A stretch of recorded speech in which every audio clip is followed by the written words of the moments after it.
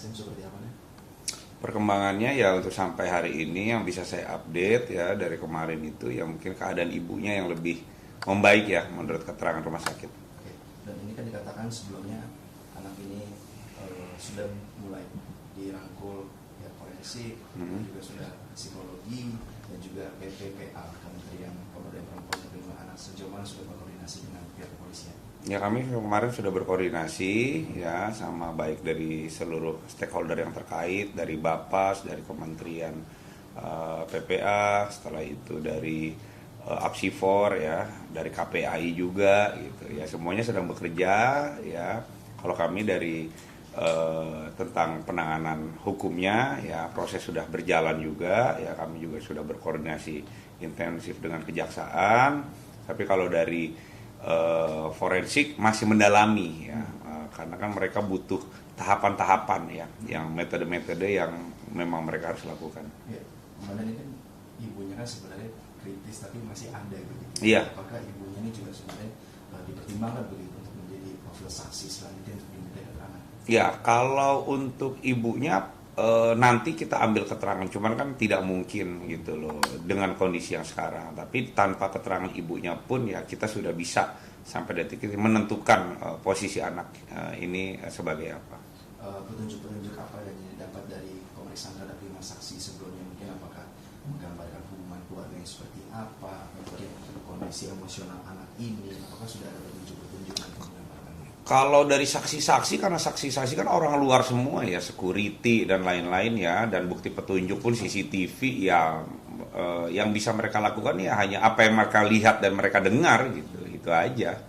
Tapi nggak bisa memberikan hubungan keluarga. Kalau hubungan keluarga tidak bisa ya, karena kan sampai detik ini keluarga pun dari keluarga langsung dari ayah neneknya juga sudah tidak ada, ibunya pun sedang sakit gitu, dan keterangan dari anak pun masih masih dalam kondisi trauma ya dia ya gitu. Yang hanya bisa menggali keterangan anak ini ya dibantu oleh psikologi forensik seperti itu.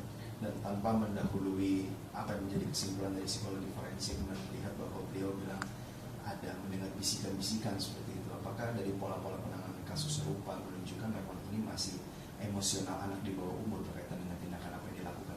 Ya kalau terkait masalah kejiwaan ya kami nggak bisa gitu menyimpulkan gitu tanpa ada ahli yang memang di bidangnya, yaitu psikologi forensik seperti itu gitu ya. Jadi ya sementara masih menunggu hasil psikologi gitu, karena kan ini anaknya jelas pelaku tunggal ya, pelaku tunggal, anak di bawah umur.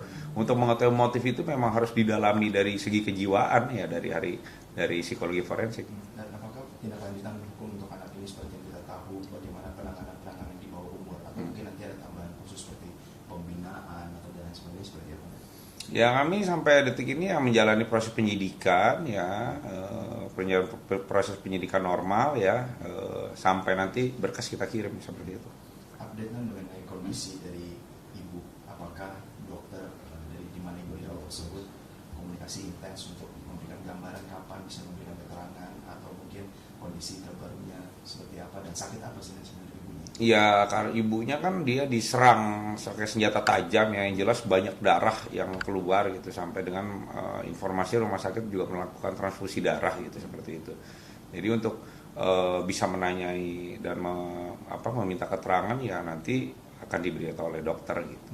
Tapi sementara pun juga prosesnya masih berjalan normal, karena kita juga sudah tahu duduk perkaranya seperti apa.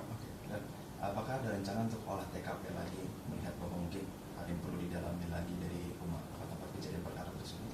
Ya sementara sampai sekarang olah TKP lanjutan ya kemarin, nanti jika memang ada olah TKP kembali kami akan update. Kalau boleh dipertegas saja, mungkin dari olah TKP kemarin, apakah ada bukti-bukti baru yang diperoleh, atau mungkin hanya mengolah atau mendalami hal-hal yang sudah laporan-laporan sebelumnya seperti apa?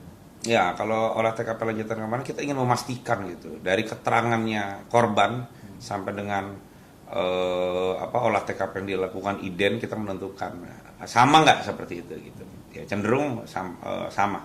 Berarti sebenarnya upaya untuk pengungkapan kasus sampai kesimpulan ini sebenarnya sudah tidak begitu lama lagi tujuannya. Ya kalau untuk pengungkapan kasus ya kami penyidik meyakini ya sampai sekarang ya perkara ini sudah duduk gitu, sudah duduk. Tinggal kita ingin mencari motifnya apa gitu. Motif dari anak ini apa? Anak umur 14 tahun, anak tunggal bisa melakukan hal ini gitu, bisa menghabisi ayah, nenek sampai ingin membuat ibunya cedera serius gitu. Ini apa ya? Ini hanya bisa dilakukan oleh psikolog.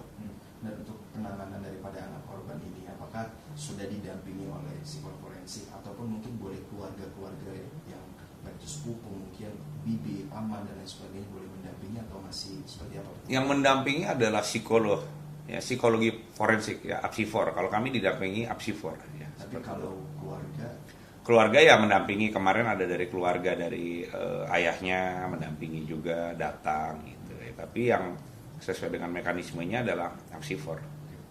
Izin sebagai bentuk kesimpulan mengenai perkembangan kasus ini sejauh mana dan targetnya seperti apa, silakan.